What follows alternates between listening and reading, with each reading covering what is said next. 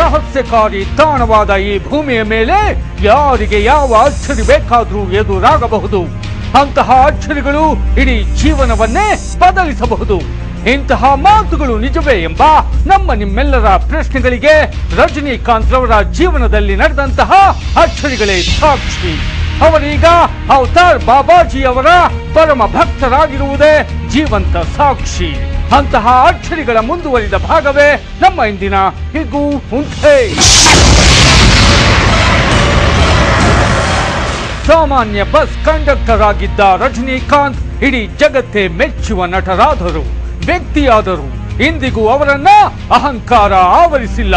ಅಂತಹ ಗುಣಕ್ಕೆ ದೈವಿ ಆತ್ಮಗಳು ಸಹ ಅವರ ಸಹಾಯಕ್ಕೆ ನಿಂತಿವೆಯಾ? Give me 2 times time, or give me 3 times something. Yes, yes. What a good day sunlight, what a good day moonlight. Undraga serte, kalardane enwa, appatta pecca karupe. ಬೆಂಗಳೂರಿನ ಮಂಡಿಪೇಟೆಯಲ್ಲಿ ಮೂಟೆಗಳನ್ನು ಹೊತ್ತು ಜೀವನ ಸಾಗಿಸಿದ ಬಿಟಿಎಸ್ ಬಸ್ ಕಂಡಕ್ಟರ್ ಆಗಿ ಕಾರ್ಯನಿರ್ವಹಿಸಿದ ರಜನಿಕಾಂತ್ ರವರು ಇಡೀ ಜಗತ್ತೇ ಮೆಚ್ಚುವ ನಟರಾಗಿದ್ದಾರೆ.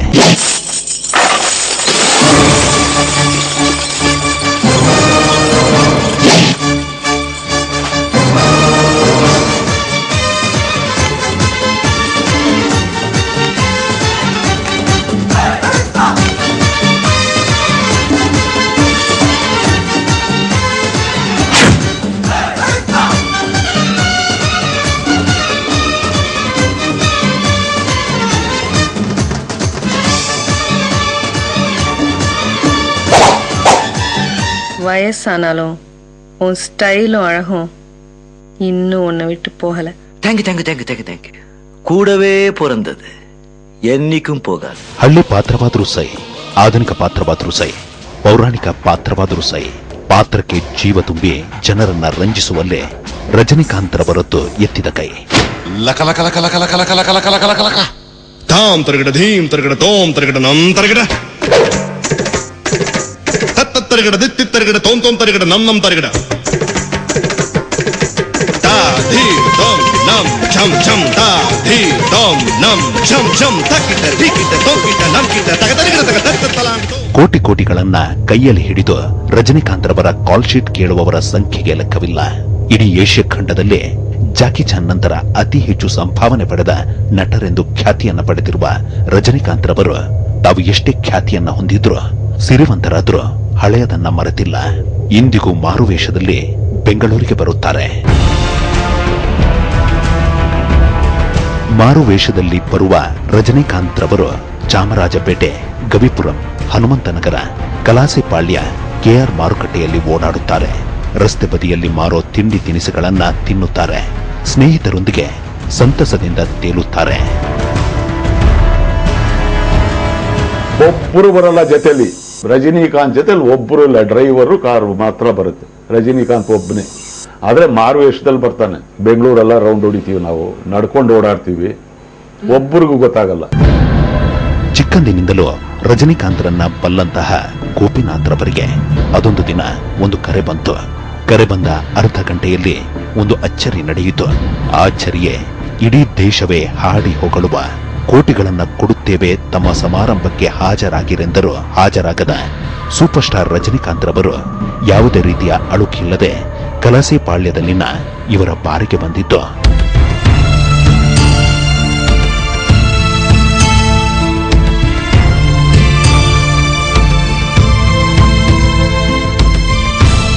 ಯಾವುದೇ ಸೆಕ್ಯೂರಿಟಿ ಇಲ್ಲದೆ ಕಲಾಸೆಪಾಳ್ಯದಲ್ಲಿನ ಅಶ್ವಿನಿ ಬಾರ್ಗೆ ಬಂದ ರಜನಿಕಾಂತ್ ರವರನ್ನ ಬಾರ್ನಲ್ಲಿ ನೋಡಿದ ಜನರು ದಂಗಾಗಿ ಹೋದರು.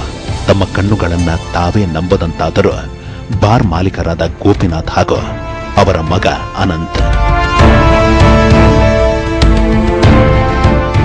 ತುಂಬ ಸಂತೋಷ ಆಗುತ್ತೆ. ಅಷ್ಟು ದೊಡ್ಡ ವ್ಯಕ್ತಿ ಬರಬೇಕು ಅಂದರೆ ಅವ್ರು ಎಂಥವ್ರು ಯಾರು ಕರೆದ್ರು ಹೋಗಲ್ಲ. ಅವರು ಎಂತೆಂಥವ್ರು ಕರೀತಾರೆ, ಹೋಗಲ್ಲ ಅವರು. ಬಂದ್ಮೇಲೆ ನಂತರ ಈ ಎದೆ ಹೊಡ್ಕೊಳ್ಳೋ ಶುರು ಆಗೋಯ್ತು. ಹೆಂಗ್ ರಿಯಾಕ್ಟ್ ಮಾಡೋದು?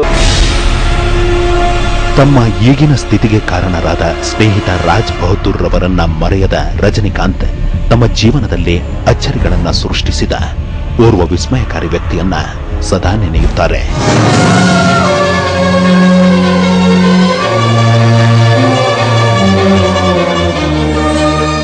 ಅಸಲಿಗೆ ರಜನಿಕಾಂತ್ರ ಜೀವನದಲ್ಲಿ ಅಚ್ಚರಿಗಳನ್ನ ಸೃಷ್ಟಿಸಿದ ಆ ವಿಸ್ಮಯಕಾರಿ ವ್ಯಕ್ತಿಯಾದರೂ ಯಾರು ಎಂಬ ಹಲವು ಪ್ರಶ್ನೆಗಳಿಗೆ ಉತ್ತರ ಯತಿಯೋಗಿ ಮಂತ್ರಾಲಯದ ಒಡೆಯ ಶ್ರೀ ರಾಘವೇಂದ್ರ ಸ್ವಾಮಿಗಳು. ಪೂಜ್ಯಾಯ ರಾಘವೇಂದ್ರಾಯ ಸತ್ಯಧರ್ಮರತಾಯ ಚ ಭಜತಾಂ ಕಲ್ಪವೃಕ್ಷಾಯ ನಮತಾಂ ಕಾಮಧೇನವೇ ನಮತಾಂ ಕಾಮಧೇನವೇ.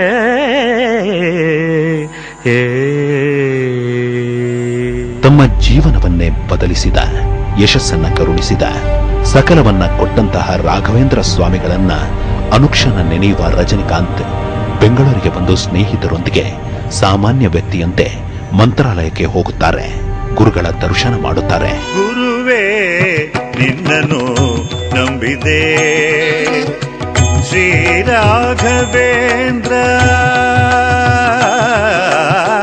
ಗುರುವೇ ನಿನ್ನನು ನಂಬಿದೆ ಶ್ರೀ ರಾಘವೇಂದ್ರ.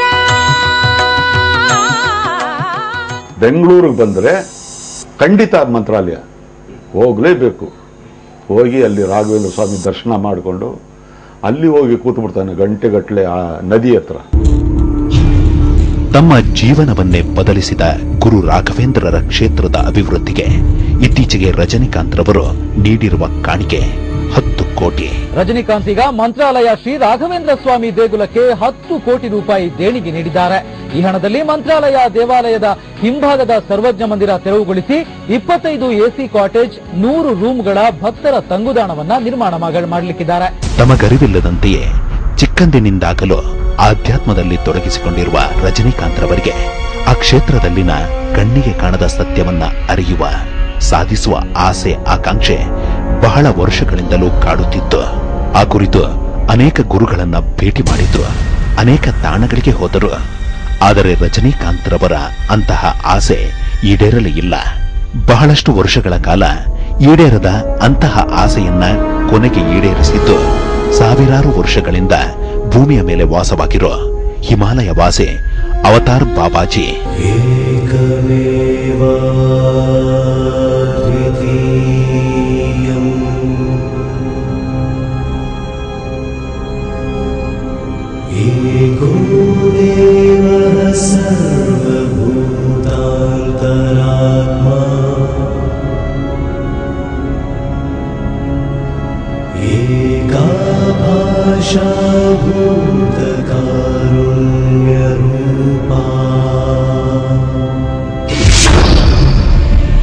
ರಜನಿಕಾಂತ್ ರವರಿಗೆ ಬಾಬಾಜಿಯವರ ಪರಿಚಯವಾಗಿದ್ದಾದರೂ ಹೇಗೆ, ಎಲ್ಲಿ ಎಂಬ ಹಲವು ಪ್ರಶ್ನೆಗಳಿಗೆ ಉತ್ತರ ಅಮೆರಿಕ.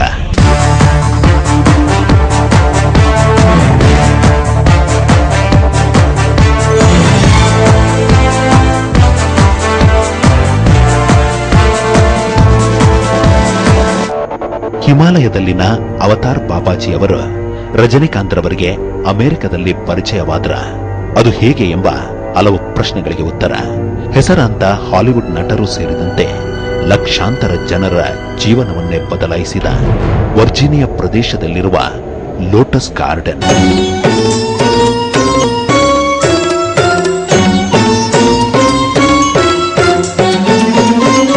ಅಸಲಿಗೆ ಅಮೆರಿಕಾದ ಲೋಟಸ್ ಗಾರ್ಡನ್ ನಲ್ಲಿನ ಅಚ್ಚರಿಯಾದ್ರೂ ಏನು? ಅಲ್ಲಿ ಬಾಬಾಜಿಯವರು ರಜನಿಕಾಂತ್ ರವರಿಗೆ ಹೇಗೆ ಪರಿಚಯವಾದ್ರು ತಿಳಿಯೋಣ ಒಂದು ಸಣ್ಣ ಬ್ರೇಕ್ ನಂತರ.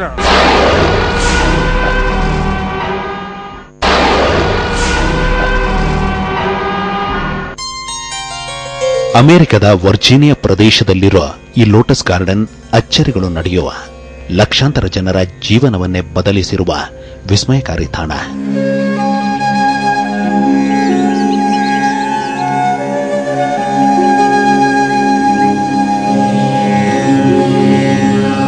ಅಸಲಿಗೆ ಇಲ್ಲಿ ಅಚ್ಚರಿಗಳು ನಡೆಯುತ್ತಿರೋದಾದರೂ ಹೇಗೆ? ರಜನಿಕಾಂತ್ ರವರಿಗೆ ಬಾಬಾಜಿಯವರು ಪರಿಚಯವಾಗಿದ್ದಾದರೂ ಹೇಗೆ ಎಂಬ ಹಲವು ಪ್ರಶ್ನೆಗಳಿಗೆ ಉತ್ತರ ಶ್ರೀ ಸಚ್ಚಿದಾನಂದ ಸರಸ್ವತಿ ಸ್ವಾಮಿಗಳು.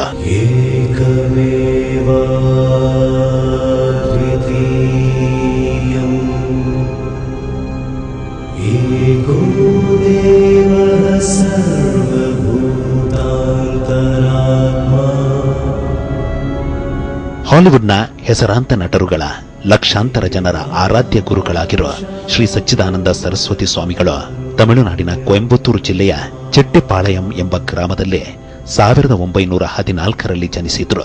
ತಂದೆ ತಾಯಿಗಳು ಇವರಿಗೆ ಇಟ್ಟಂತಹ ಹೆಸರು ಸಿ.ಕೆ. ರಾಮಸ್ವಾಮಿ ಗೌಂಡರ್. ಮದುವೆಯಾಗಿ 2 ಮಕ್ಕಳಾದ ನಂತರ ಮಡದಿ ಇದ್ದಕ್ಕಿದ್ದಂತೆ ಸಾವನ್ನಪ್ಪಿದ್ರು.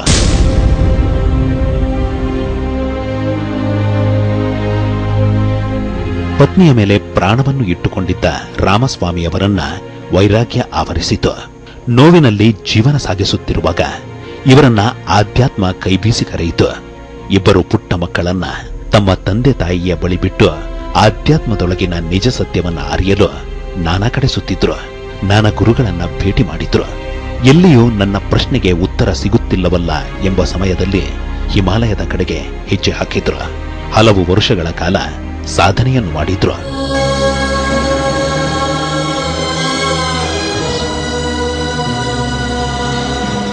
ಹಲವಾರು ವರ್ಷಗಳ ಸಾಧನೆಯ ನಂತರ ಹಿಮಾಲಯದ ತಪ್ಪಲಲ್ಲಿರುವ ಋಷಿಕೇಶ್ನಲ್ಲಿ ಕೊನೆಗೂ ಇವರ ಇಚ್ಛೆ ಈಡೇರಿತು. ಆಧ್ಯಾತ್ಮದಲ್ಲಿನ ನಿಜ ಸತ್ಯವನ್ನ ತಿಳಿಯುವಂತಾಯಿತು. ಅದ್ಭುತ ಶಕ್ತಿಯನ್ನ ಪಡೆಯುವಂತಾಯಿತು. ಅದಕ್ಕೆ ಕಾರಣ ಗುರು ಶ್ರೀ ಶಿವಾನಂದ ಸರಸ್ವತಿ.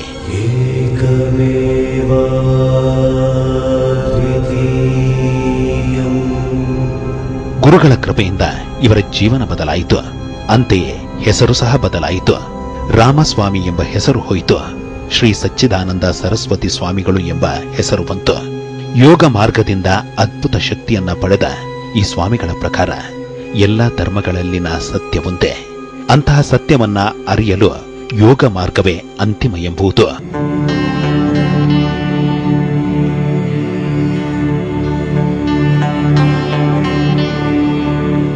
ಯೋಗ ಮಾರ್ಗದಿಂದ ಅಂತರ್ಶಕ್ತಿ ಹೆಚ್ಚುವುದು, ತನ್ನೊಳಗಿನ ದೈವತ್ವ ಅರಿವಿಗೆ ಬರುವುದು, ಅದರಿಂದ ಆತ್ಮೋನ್ನತಿಯಾಗುತ್ತೆ ಎಂಬ ಸಂದೇಶವನ್ನ ಸಾರುತ್ತಾ ತಾವು ಕಂಡುಕೊಂಡ ಯೋಗ ಮಾರ್ಗವನ್ನ ದೇಶ ವಿದೇಶಗಳಿಗೆ ಹೋಗಿ ಲಕ್ಷಾಂತರ ಜನರಿಗೆ ಹೇಳಿಕೊಟ್ಟರು. ಹೊಸ ಕ್ರಾಂತಿಯನ್ನ ಮಾಡಿದ್ರು. ಶ್ರೀ ಸಚ್ಚಿದಾನಂದ ಸ್ವಾಮಿಗಳ ಯೋಗ ಮಾರ್ಗದಿಂದ ಲಕ್ಷಾಂತರ ಜನರು ಒಳಿತನ್ನ ಕಂಡಿದ್ದಾರೆ, ಕಾಣುತ್ತಿದ್ದಾರೆ.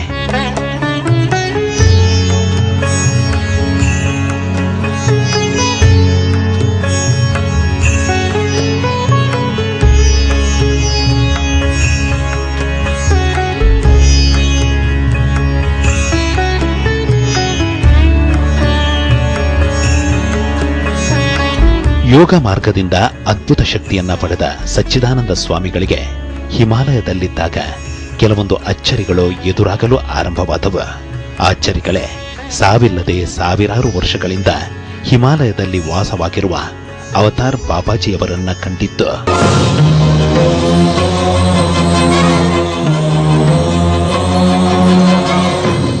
ತಮ್ಮಲ್ಲಿನ ಅದ್ಭುತ ಶಕ್ತಿಯಿಂದ ತಾವು ಕಂಡುಕೊಂಡ ಯೋಗ ಮಾರ್ಗದಿಂದ ದೇಶ ವಿದೇಶಗಳಲ್ಲಿ ಹೆಸರುವಾಸಿಯಾದ ಶ್ರೀ ಸಚ್ಚಿದಾನಂದ ಸ್ವಾಮಿಗಳು ಲಕ್ಷಾಂತರ ಶಿಷ್ಯರ ಅಪೇಕ್ಷೆಯಂತೆ ಅಮೆರಿಕದ ವರ್ಜೀನಿಯಾ ಪ್ರದೇಶದಲ್ಲಿ ಒಂದು ಆಶ್ರಮವನ್ನ ಕಟ್ಟಿದ್ರು. ಆ ಆಶ್ರಮವೇ ಈ ಲೋಟಸ್ ಗಾರ್ಡನ್.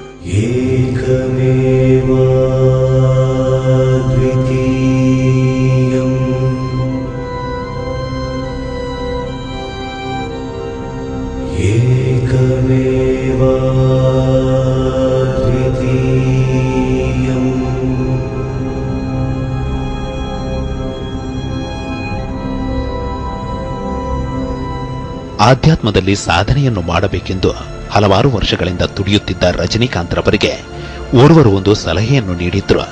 ಆ ಸಲಹೆಯೇ ಅಮೆರಿಕದ ಲೋಟಸ್ ಗಾರ್ಡನ್ನ ಸಚ್ಚಿದಾನಂದಾಶ್ರಮ. ಅಂತಹ ಸಂಗತಿಯನ್ನ ತಿಳಿದ ರಜನಿಕಾಂತ್ ರವರು ಅಮೆರಿಕಾಗೆ ಹೋಗಿ ಶ್ರೀ ಸಚ್ಚಿದಾನಂದ ಸ್ವಾಮಿಗಳಿಗೆ ಶರಣಾದರು.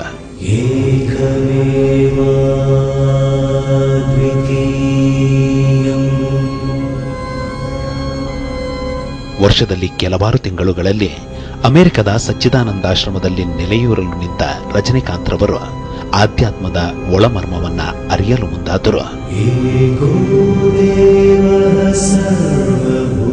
ರಜನಿಕಾಂತ್ ರವರಲ್ಲಿನ ಶ್ರದ್ಧೆಯನ್ನ ನೋಡಿ, ಭಕ್ತಿಯನ್ನ ನೋಡಿ ಗುರುಗಳಾದ ಶ್ರೀ ಸಚ್ಚಿದಾನಂದ ಸ್ವಾಮಿಗಳು ಹಿಮಾಲಯದಲ್ಲಿನ ಒಂದು ರಹಸ್ಯವನ್ನ ತಿಳಿಸಿದ್ರು. ಆ ರಹಸ್ಯವೇ ಸಾವಿರಾರು ವರ್ಷಗಳಿಂದ ಹಿಮಾಲಯದಲ್ಲಿ ವಾಸವಾಗಿರೋ ಅವತಾರ್ ಬಾಬಾಜಿ.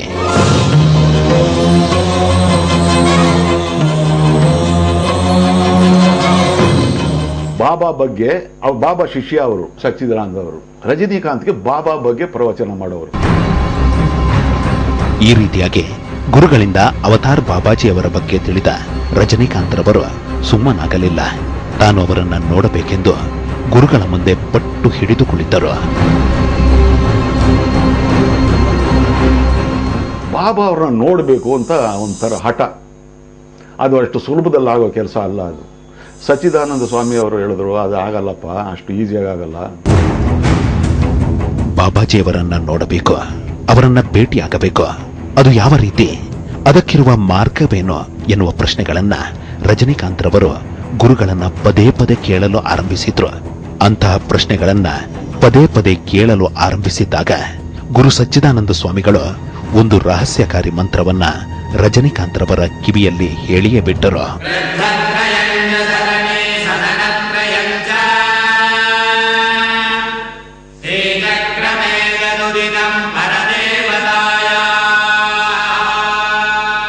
ಅಸಲಿಗೆ ಗುರುವಿನಿಂದ ದೀಕ್ಷೆ ಪಡೆದು ಆ ಒಂದು ರಹಸ್ಯಕಾರಿ ಮಂತ್ರವನ್ನ ಜಪಿಸಲು ಆರಂಭಿಸಿದಾಗ ರಜನಿಕಾಂತ್ ರವರಿಗೆ ಎದುರಾದಂತಹ ಅಚ್ಚರಿಯ ಆದ್ರೂ ಏನು ತಿಳಿಯೋಣ ಒಂದು ಸಣ್ಣ ಬ್ರೇಕ್ ನಂತರ.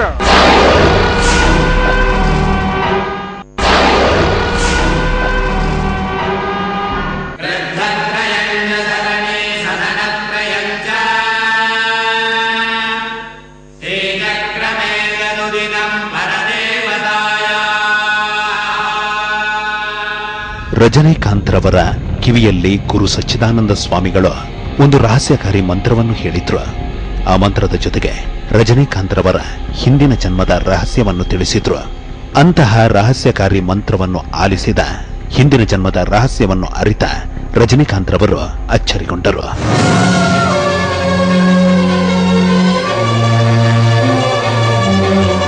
ಹಠಯೋಗದ ಬಗ್ಗೆ ಅಪಾರವಾದಂತಹ ಜ್ಞಾನವನ್ನ ಸಂಪಾದಿಸಿಕೊಂಡ ಸಚ್ಚಿದಾನಂದ ಸ್ವಾಮಿಗಳು ಹೇಳಿಕೊಟ್ಟ ಮಂತ್ರವನ್ನ ಪ್ರತಿದಿನ 2 ಬಾರಿ, ಅಂದರೆ ಮುಂಜಾನೆ ಎದ್ದ ನಂತರ ಮತ್ತೆ ಸೂರ್ಯ ಮುಳುಗಿದ ನಂತರ ಸ್ನಾನ ಮಾಡಿ ಹಠ ಬಿಡದೆ ಜಪಿಸಲು ಆರಂಭಿಸಿದ್ರು.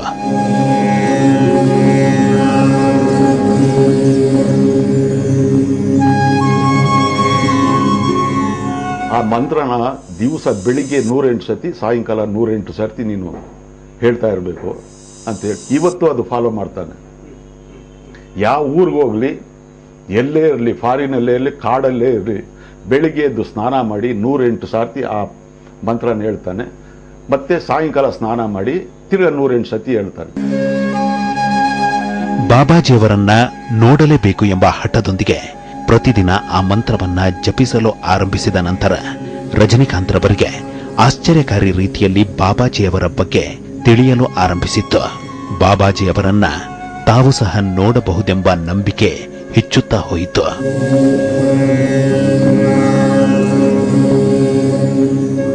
ನಾವು ಎಲ್ಲಿ ಅನ್ಕೊಳ್ತೀವೋ, ನಮಗೆ ಯಾವುದು ಸಾಧ್ಯತೆಯಿಂದ ಇದು 100% ಅಂತ ನಾವು ಅಂದ್ಕೊಳ್ತೀವೋ ಆ ಮೆಸೇಜ್ ನಮಗೆ ಕೊಡ್ತಾರೆ. ನಿಮಗೊಂಥರ ಆಗಿರಬಹುದು, ನನಗೊಂಥರ ಆಗಿರಬಹುದು. ರಜನಿಕಾಂತ್ ರವರಿಗೆ ಬಾಬಾಜಿಯವರನ್ನ ಕಂಡೇ ಕಾಣುವೆ ಎಂಬ ನಂಬಿಕೆ ಹೆಚ್ಚಾಗಲು ಎದುರಾದಂತಹ ಅಚ್ಚರಿಗಳಾದರೂ ಏನು ಎಂಬ ಹಲವು ಪ್ರಶ್ನೆಗಳಿಗೆ ಉತ್ತರ ಚೆನ್ನೈ ನಗರದಲ್ಲಿರುವ ಈ ಅಪಾರ್ಟ್ಮೆಂಟ್.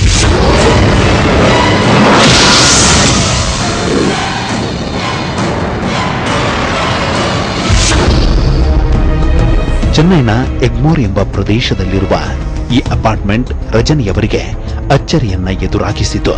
ಹಾಗೆ ಅಚ್ಚರಿಯನ್ನ ಎದುರಾಗಿಸಿರೋ ಈ ಅಪಾರ್ಟ್ಮೆಂಟ್ ಇದೀಗ ಇಡೀ ಜಗತ್ತನ್ನ ಚಕಿತಗೊಳಿಸುತ್ತಿದೆ.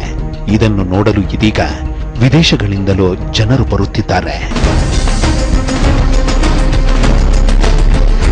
ಅಸಲಿಗೆ ಈ ಅಪಾರ್ಟ್ಮೆಂಟ್ ಯಾವ ಕಾರಣಕ್ಕಾಗಿ ರಜನಿಯವರನ್ನ ಅಚ್ಚರಿಗೊಳಿಸಿದೆ, ಜಗತ್ತಿನ ಗಮನ ಸೆಳೆಯುತ್ತಿದೆ ಎಂಬ ಹಲವು ಪ್ರಶ್ನೆಗಳಿಗೆ ಉತ್ತರ ಇಲ್ಲಿ ವಾಸವಾಗಿದ್ದ ಖ್ಯಾತ ಪತ್ರಕರ್ತ ವಿ.ಟಿ. ನೀಲಕಂಠನ್.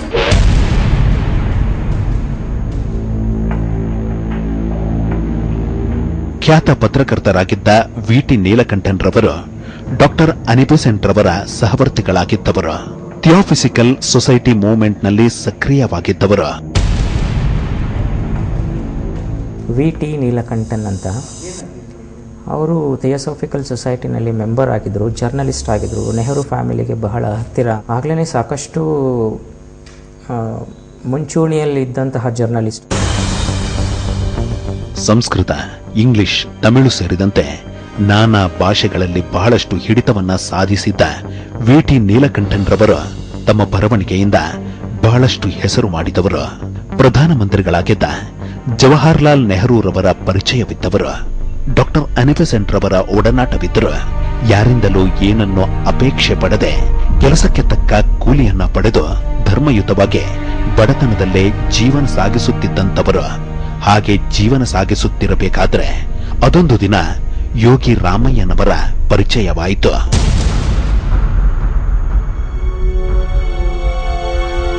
ಯೋಗಿ ರಾಮಯ್ಯನವರು ಸಾವಿಲ್ಲದೆ ಸಾವಿರಾರು ವರ್ಷಗಳಿಂದ ಭೂಮಿಯ ಮೇಲೆ ಜೀವನ ಸಾಗಿಸುತ್ತಿರುವ ಬಾಬಾಜಿಯವರ ಬಗ್ಗೆ ತಿಳಿಸಿದ್ರು. ಲೋಕ ಕಲ್ಯಾಣಕ್ಕಾಗಿ ಅವರು ಮಾಡುತ್ತಿರುವ ಕೆಲಸಗಳ ಬಗ್ಗೆ ವಿವರಿಸಿದ್ರು.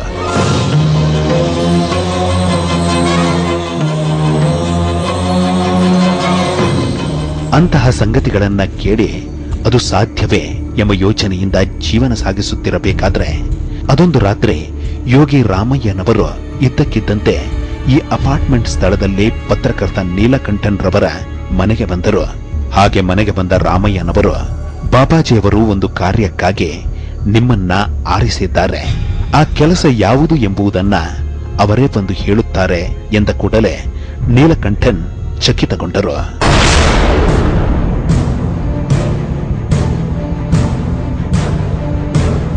ಅದು ಸಾಧ್ಯವೇ? ರಾಮಯ್ಯನವರು ಏನೇನೋ ಹೇಳುತ್ತಿದ್ದಾರಲ್ಲ ಎಂದು ಯೋಚಿಸುವ ಸಮಯಕ್ಕೆ ಒಂದು ಅಚ್ಚರಿ ನಡೆಯಿತು. ಆ ಅಚ್ಚರಿಯೇ ಅವತಾರ್ ಬಾಬಾಜಿಯವರು ಈ ಅಪಾರ್ಟ್ಮೆಂಟ್ ಜಾಗದಲ್ಲಿದ್ದ ನೀಲಕಂಠನ್ ರವರ ಮನೆಯ ಆವರಣದಲ್ಲಿ ಪ್ರತ್ಯಕ್ಷವಾಗಿತ್ತು.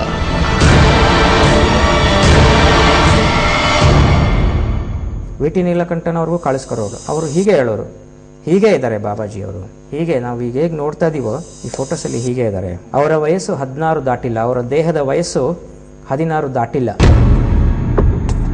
ಹಾಗೆ ಮನೆಯ ಆವರಣದಲ್ಲಿ ಕಾಣಿಸಿಕೊಂಡು, ಮನೆಯೊಳಗೆ ಕಾಣಿಸಿಕೊಂಡು ಪತ್ರಕರ್ತ ವಿ.ಟಿ. ನೀಲಕಂಠನ್ ರವರಿಗೆ ವಹಿಸಿದಂತಹ ಕೆಲಸವಾದರೂ ಏನು? ನೀಲಕಂಠನ್ ರವರ ಮನೆಯಲ್ಲಿ ಇದ್ದಕ್ಕಿದ್ದಂತೆ ಕಾಣಿಸಿಕೊಂಡು ಬಾಬಾಜಿಯವರು ಸೃಷ್ಟಿಸಿದಂತಹ ಅಚ್ಚರಿಗಳಾದರೂ ಏನು? ಇಂದಿಗೂ ಎಲ್ಲರೂ ನೋಡಬಹುದಾದ ಬಾಬಾಜಿಯವರು ಸೃಷ್ಟಿಸಿದಂತಹ ಅದ್ಭುತಗಳಾದರೂ ಏನು ಎಂಬ ಪ್ರಶ್ನೆಗಳನ್ನ ಹಿಡಿದು ನಮ್ಮ ಚೆನ್ನೈ ಪ್ರತಿನಿಧಿ ರಮೇಶ್ ಕಂಠೀರವ ಹುಡುಕಾಟ ನಡೆಸಲು ಆರಂಭಿಸಿದ್ರು.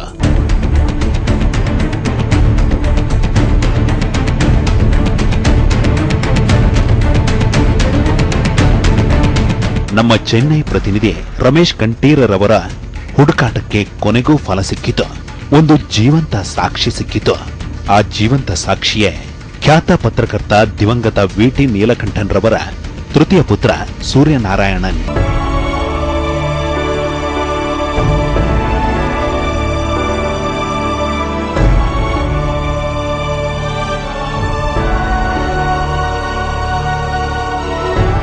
ದಿವಂಗತ ವಿ.ಟಿ. ನೀಲಕಂಠನ್ ರವರ ತೃತೀಯ ಪುತ್ರ ಸೂರ್ಯನಾರಾಯಣ್ ರವರ ಪ್ರಕಾರ ಬಾಬಾಜಿಯವರು ಚೆನ್ನೈನ ಎಗ್ಮೋರ್ ಪ್ರದೇಶದಲ್ಲಿದ್ದ ತಮ್ಮ ಮನೆಯಲ್ಲಿ ಮಧ್ಯರಾತ್ರಿಯ ಸಮಯದಲ್ಲಿ ಕಾಣಿಸಿಕೊಳ್ಳುತ್ತಿದ್ದರು.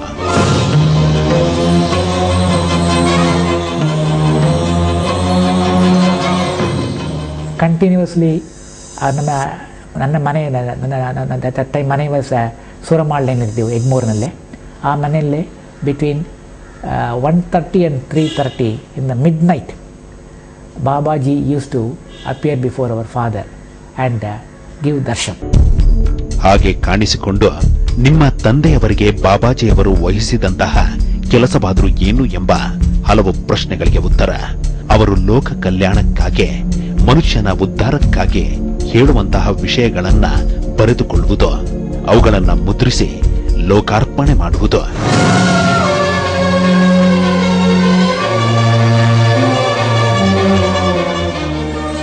ಬಾಬಾಜಿ ಅವರು ಅಪಿಯರ್ ಆದಾಗೆಲ್ಲ ತಮಿಳಲ್ಲಿ ಮಾತಾಡ್ತಿದ್ರು ಇಲ್ಲ ಸಂಸ್ಕೃತದಲ್ಲಿ?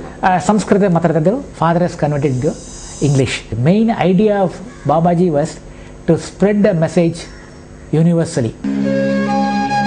ಬಾಬಾಜಿಯವರು ಪ್ರತಿ ರಾತ್ರಿ ಪ್ರತ್ಯಕ್ಷವಾಗಿ ಲೋಕ ಕಲ್ಯಾಣಕ್ಕಾಗಿ, ಆತ್ಮೋನ್ನತಿಗಾಗಿ ಏನೇನು ಮಾಡಬೇಕು, ಆತ್ಮ ಸಾಕ್ಷಾತ್ಕಾರಕ್ಕಾಗಿ, ದೈವಿ ಸಾಕ್ಷಾತ್ಕಾರಕ್ಕಾಗಿ ಏನೇನು ಮಾಡಬೇಕು, ಧ್ಯಾನದ ಹಿಂದಿನ ರಹಸ್ಯವೇನು, ಯೋಗದ ಹಿಂದಿನ ರಹಸ್ಯವೇನು ಎಂಬ ವಿಷಯಗಳನ್ನ ಬಿಡಿ ಬಿಡಿಯಾಗಿ ವಿವರಿಸಿದ್ರು. ಬಾಬಾಜಿಯವರ ಅಂತಹ ಮಾತುಗಳು ಪತ್ರಕರ್ತ ನೀಲಕಂಠನ್ ರವರಿಂದ 3 ಪುಸ್ತಕಗಳಾಗಿ ಹೊರಬಂದವು, ಲೋಕಾರ್ಪಣೆಯಾದವ.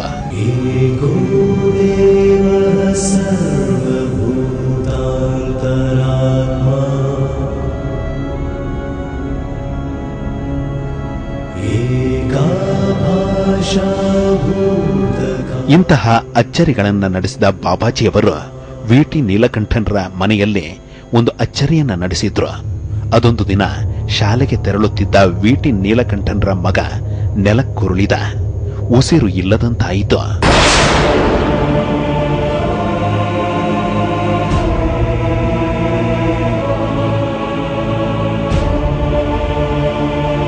ಹೋದನೆಂದು ತಿಳಿದು ವಿ.ಟಿ. ನೀಲಕಂಠನ್ ಹಾಗೂ ಇಡೀ ಕುಟುಂಬ ರೋಧಿಸಲು ಆರಂಭಿಸಿತು. ಅಂತಹ ಸಮಯದಲ್ಲಿ ರೋಧಿಸುತ್ತಾ ನೀಲಕಂಠನ್ ಬಾಬಾಜಿ ಮನೆಗೆ ಬನ್ನಿ, ಮಗನನ್ನ ಉಳಿಸಿ ಎಂದ ಕೂಡಲೇ ಒಂದು ಅಚ್ಚರಿ ನಡೆಯಿತು. ಆ ಅಚ್ಚರಿಯೇ ಬಾಬಾಜಿ ಪ್ರತ್ಯಕ್ಷವಾಗಿದ್ದು ನೀರನ್ನ ಚಿಮುಕಿಸಿ ಮಗನನ್ನ ಬದುಕಿಸಿದ್ದು.